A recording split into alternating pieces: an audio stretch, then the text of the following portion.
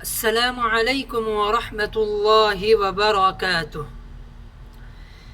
میرے عزیزوں اور دوستوں اور عزیز ساتھیوں، آج میں آپ لوگوں کے سامنے اس چیز کی وضاحت کر دینا چاہتا ہوں کہ انسان آخر کار گناہ کیوں کرتا ہے، اس کے پیچھے گناہ کرنے کے پیچھے اس کا کیا راز ہے، انسان سے گناہ کیوں ہوتے ہیں۔ اللہ تبارک و تعالی نے اس کی وضاحت قرآن کریم میں فرمایا ہے کہ اس کے پیچھے کچھ اس کے دشمن ہوتے ہیں۔ ایک دشمن تو ملعون شیطان ہے، دوسرا اس کا دشمن انسان کا نفس ہے، اسی کو نفس عمارہ کہتے ہیں، اور تیسرا دنیا کی زندگانی، اس کی رونقیں، اس کی روشنی، اس کی چمک دمک میں انسان اپنے آپ کو ڈھال کر گناہوں کے انبار کو اپنے سر کے اوپر لاد لیتا ہے۔ اللہ تعالی نے سب سے پہلے انسان کو جس چیز سے بچنے کا حکم دیا ہے وہ نفس عمارہ ہے۔ اگر انسان نفس عمارہ اپنے آپ میں نفس کو کنٹرول کر لے تو باقی تمام چیزوں کو اس کے لیے کنٹرول کرنا آسان اور اپنے آپ کو گناہوں سے بچانا بالکل آسان ہو جاتا ہے۔ جیسے کہ اللہ تبارک و تعالیٰ کا ارشاد گرامی ہے، وَمَا مِن دَابَّةٍ فِي الْأَرْضِ إِلَّا عَلَى اللَّهِ رِزْقُهَا وَيَعْلَمُ مُسْتَقَرَّهَا كُلٌّ فِي كِتَابٍ مُبِينٍ۔ دوسری جگہ ارشاد ہے، وَمَا أُبَرِّئُ نَفْسِي إِنَّ النَّفْسَ لَأَمَّارَةٌ بِالسُّوءِ إِلَّا مَا رَحِمَ رَبِّي إِنَّ رَبِّي غَفُورٌ رَحِيمٌ، کہ میں اپنے آپ کو نفس کو پاک دامن نہیں سمجھتا۔ کیوں؟ اس لیے کہ ان النفس لامارۃ بالسوء، کہ نفس جو ہے برائی کرواتا ہے، اور اگر تو جو نفس عمارہ جس کی وجہ سے انسان گناہ کرتا ہے، اگر اللہ اس کو نہ بچا لے تو یہ نفس کے دباؤ میں آ کر اپنے آپ کو گناہوں کے سانچے میں ڈھانچ لیتا ہے۔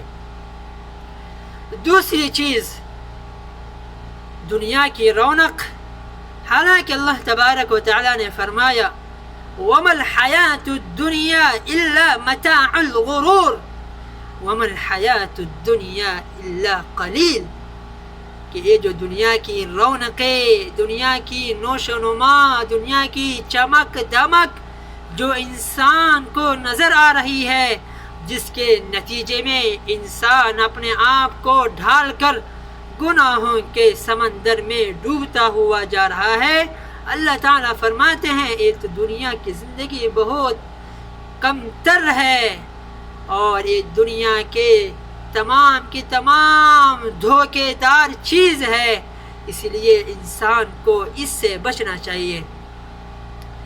اگر انسان اس دنیاوی زندگی میں دھوکے میں آ کر گناہ کرتا رہا تو انسان کے لیے یہ سب سے خطرناک انجام کا باعث بنے گا۔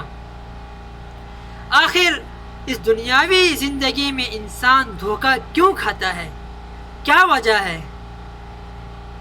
انسان کو دھوکہ اس وجہ سے ہوتا ہے کہ وہ کہتا ہے کہ میں گناہ کر رہا ہوں، مجھے کون دیکھ رہا ہے، لیکن اس کو جاننا چاہیے کہ رب العالمین اس کو دیکھ رہے ہیں۔ رات کی تاریکی ہے، اندھیرا ہے، اور زنا کی طرف بڑھ رہا ہے، زنا کے اڈے کھلے ہوئے ہیں اور ادھر ادھر جھانک کر جو ہے گھر کے اندر چلا جاتا ہے اور سوچتا ہے کہ یہ تو رات ہے، اندھیری ہے، مجھے کون پہچان لے گا، مجھے کون دیکھ لے گا۔ لیکن ایسے شخص کو جاننا چاہیے کہ رب العالمین اس کو دیکھ رہا ہے اور جو کچھ وہ کر رہا ہے وہ تمام کی حالات سے باخبر ہے، بے خبر نہیں ہے۔ اس لیے میرے عزیزوں اور دوستوں، ان تمام باتوں کو اپنے اندر ڈھال لینا چاہیے کہ تمام احوال کی تمام کے تمام احوال اللہ رب العزت جان رہے ہیں۔ تیسری جو چیز ہے، انسان اپنی خواہش کے مطابق چل رہا ہے، اپنے من میں جو آیا وہ کر لیا، اسی وجہ سے انسان گناہوں میں دب جاتا ہے اور گناہ کرنے پر آمادہ ہوتا ہے۔ اس لیے انسان کو ان تمام چیزوں کو پتے پست ڈال کر اپنے نفس کو نفس مطمئنہ بنانا چاہیے۔ نفس مطمئنہ اللہ تبارک و تعالی کی عبادتوں میں گزار کر اپنے نفس کو مطمئن کرنا چاہیے، اور یہ جب ہوگا جب کہ نفس لوامہ مضبوط ہو جائے۔ نفس لوامہ کس کو کہتے ہیں؟ جو انسان کو ہر برے کام پر ملامت کرتا ہے۔ انسان جھوٹ بولا اور دل میں ملامت ہو گئی کہ میں جھوٹ بول لیا، زنا کر لیا، انسان کو دل میں ملامت ہو گئی کہ میں نے زنا کر لیا، شراب پی لیا، انسان کے دل میں یہ ملامت ہو گئی کہ میں شراب پی لیا۔ تو یہ نفس لوامہ اسی وقت ہوگا جب انسان کے دل میں ملامت کا جذبہ پیدا ہو جائے، اور یہ جب مضبوط ہو گیا تو نفس عمارہ خود بخود کمزور ہوتا ہے، اور جب نفس عمارہ کمزور ہو گیا تو خود بخود نفس مطمئنہ قوی اور طاقتور ہو جاتا ہے، اور جب نفس مطمئنہ طاقتور ہو گیا تو دنیا کی کوئی چیز انسان کو گناہ کرنے پر آمادہ نہیں کر سکتی۔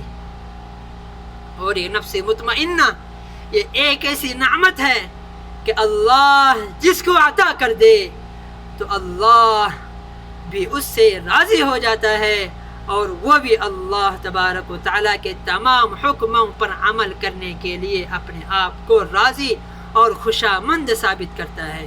جیسے کہ قرآن کریم کی آیت ہے، یا ایتھا النفس المطمئنہ ارجعی الی ربک راضیۃ مرضیہ فادخلی فی عبادی وادخلی جنتی۔ یا ایتھا النفس المطمئنہ، اے وہ نفس اللہ تبارک و تعالیٰ کے احکام پر عمل کرنے والے نفس، لوٹ جا کس کی طرف؟ اللہ کی طرف، رب کی راضی کی طرف لوٹ جا۔ اور کس حالت میں لوٹ جا؟ کہ وہ بھی اللہ تبارک و تعالی راضی ہو گیا، اور فرمایا میرے محبوب بندوں میں شامل ہو جا، فادخلی فی عبادی، میرے محبوب بندوں میں شامل ہوگا تو اس کا نتیجہ کیا نکلے گا؟ وادخلی جنتی، اور تیرا سرٹیفکیٹ جنت میں مل جائے گا۔ اور میرے عزیزوں اور دوستوں، یہ ہے نفس مطمئنہ۔ اگر انسان کو نفس مطمئنہ کی نعمت حاصل ہو گئی تو وہ تمام گناہوں سے اپنے آپ کو بچانے پر قادر ہو جائے گا۔ اور چوتھی چیز جو ہے انسان کو گناہ پر آمادہ کرنے والی چیز، شیطان ملعون خبیث ہے۔ اسی کا حل یہی ہے کہ اگر جو شخص نفس مطمئنہ پر قادر ہو گیا تو شیطان کا اس پر کوئی غلبہ نہیں چلتا، وہ تمام باتوں پر اللہ کے حکم پر راضی رہتا ہے، وہ شیطان اور نفس عمارہ کے باتوں میں نہیں آتا۔ اللہ رب العزت سے ہم دعا کرتے ہیں کہ اللہ اپنی انمول نعمت نفس مطمئنہ ہم تمام کو عطا فرمائے، اور اپنے حکموں پر عمل کرنے کی توفیق عطا فرمائے، اور جو نفس مطمئنہ پر عمل کرنے کے نتائج جنت میں جانے کے بعد ملتے ہیں. اللہ تبارک و تعالی ہم تمام کو ان تمام نعمتوں سے سرفراز فرمائے.